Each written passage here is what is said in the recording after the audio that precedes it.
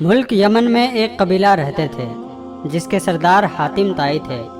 اب حاتم طائی کی بہادری اور دریا دلی سے دنیا کا کون آدمی ناواقف ہوگا۔ رسول اللہ صلی اللہ علیہ وسلم کے زمانے میں کچھ لوگ جب قید ہو کر آپ علیہ السلام کے پاس آئے اور آپ کو یہ پتہ چلا کہ ان قیدیوں میں حاتم طائی قبیلے کی ایک لڑکی بھی ہے، تو حضور پاک صلی اللہ علیہ وسلم نے ارشاد فرمایا کہ لڑکی کو رہا کر دیا جائے۔ اس لڑکی کو جب رہائی کی خوشخبری سنائی گئی تو اس نے کہا کہ میرے ساتھ میرے قبیلے کے جتنے لوگ ہیں سب کو آزاد کر دیا جائے، نہیں تو میں بھی قید میں ہی رہنا پسند کروں گی۔ اللہ کے نبی صلی اللہ علیہ وسلم تو رحمت کے سمندر تھے، قبیلے کے سب لوگوں کو آزاد کر دیا اور مال غنیمت بھی واپس کر دیا، اور نہ صرف اپنی طرف سے انعام و اکرام سے نوازا بلکہ خود سے چل کر سرحد تک چھوڑنے کے لیے تشریف لے گئے۔ حاتم طائی کی دریا دلی کے بارے میں ایک قصہ لکھا ہے کہ روم کے بادشاہ کے دربار میں ایک دن حاتم طائی کی سخاوت کا تذکرہ چل رہا تھا۔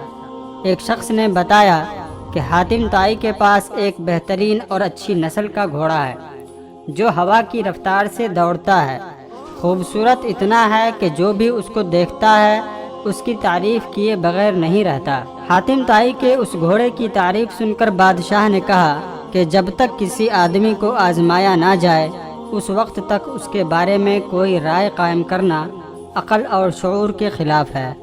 بادشاہ نے وزیر سے کہا کہ تم خود جاؤ اور حاتم طائی کی دریا دلی کے بارے میں ہمیں جانکاری دو اور اس سے کسی ایسی چیز کا مطالبہ کرو جو اس کی نظر میں سب سے زیادہ قیمتی ہو۔ دربار میں ایک درباری نے کہا کہ حاتم طائی کے لیے سب سے زیادہ پیارا اور سب سے زیادہ قیمتی ایک تیز رفتار گھوڑا ہے۔ بادشاہ کو درباری کی یہ بات بہت پسند آئی اور اپنے وزیر سے کہا کہ تم خود حاتم طائی کے پاس جاؤ اور اس سے وہ گھوڑا مانگ لاؤ، اگر وہ گھوڑے کو دے دیتا ہے تو حاتم طائی یقیناً سخی ہے۔ پھر کیا تھا، بادشاہ کے پاس سے ایک وفد یمن کی طرف چل پڑا۔ روم سے چلا ہوا یہ وفد منزلیں طے کرتا ہوا رات کے وقت حاتم طائی کے گھر پہنچا۔ جس وقت یہ وفد حاتم طائی کے علاقے میں پہنچا، سخت آندھی طوفان کے ساتھ موسلا دھار بارش ہو رہی تھی۔ بہت اندھیرے میں بادلوں کی گرج اور بجلیوں کی کڑک ماحول کو خوفناک بنائے ہوئی تھی۔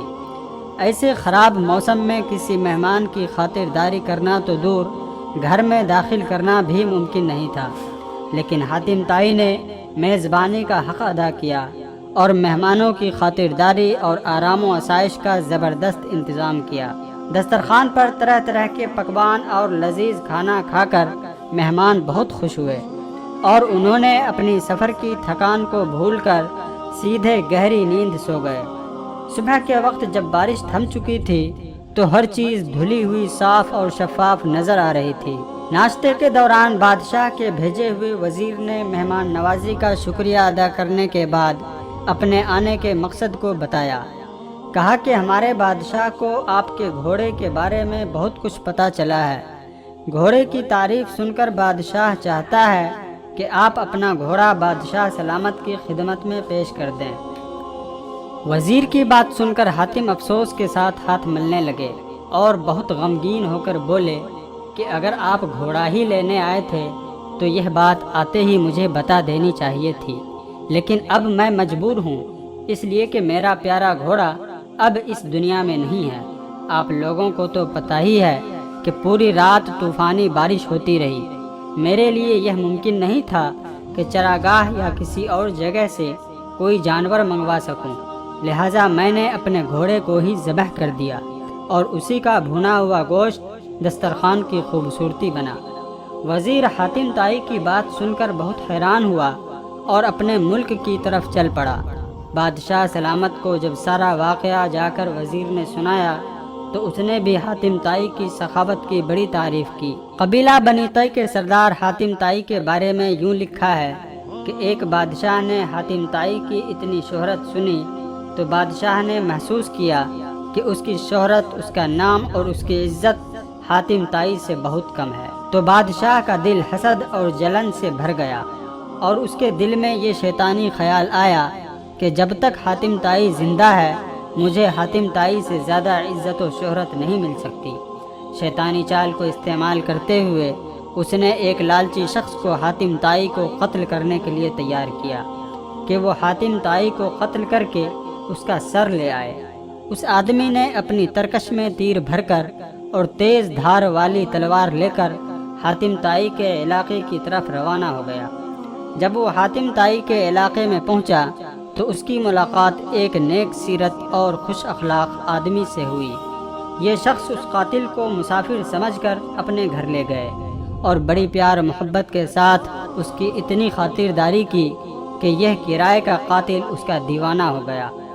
دوسرے دن جب رخصت ہونے لگا تو خوش اخلاق میزبان نے ضد کیا کہ ابھی چند روز اور رک جاتے تو مجھے اچھا لگتا اور مجھے مزید آپ کی خدمت کرنے کا موقع ملتا۔ اس کرائے کے قاتل کے دل میں میزبان کی عزت اور بڑھ گئی۔ اس نے کہا کہ مجھے ایک ضروری کام کرنا ہے، اس لیے میں اور نہیں رک سکتا۔ میزبان نے کہا کہ اچھا آپ وہ کام مجھے بتا دیں، شاید میں آپ کی کوئی مدد کر سکتا ہوں۔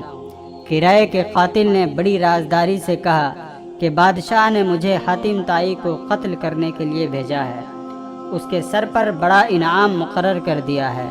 اگر آپ حاتم طائی کو جانتے ہیں تو مجھے اس کا پتہ بتا دیں۔ یہ سن کر میزبان مسکرایا اور بڑی خوش دلی کے ساتھ جھک کر کہا کہ میں ہی حاتم طائی ہوں، آپ اپنا کام شوق سے پورا کر سکتے ہیں، کیونکہ اگر آپ یہ کام اسی وقت پورا نہیں کریں گے تو لوگ دیکھ لیں گے اور وہ آپ کی مزاحمت کریں گے اور آپ بادشاہ کے ہاتھوں ملنے والے انعام سے محروم ہو جائیں گے۔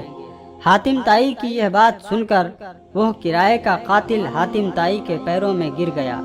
اس نے اپنی تلوار اور تیروں سے بھرا ہوا ترکش پھینک دیا اور کہا کہ ایسے معزز سرداروں کو قتل کرنا تو دور، ان کے بدن پر ایک خراش کا آنا بھی بہت بڑا گناہ ہوگا۔ اور پھر اس کے بعد وہ کرائے کا قاتل خوشی بخوشی اپنے قبیلے کی طرف لوٹ گیا اور حاتم طائی کی سخاوت اور دریا دلی کا دل سے قائل ہو گیا۔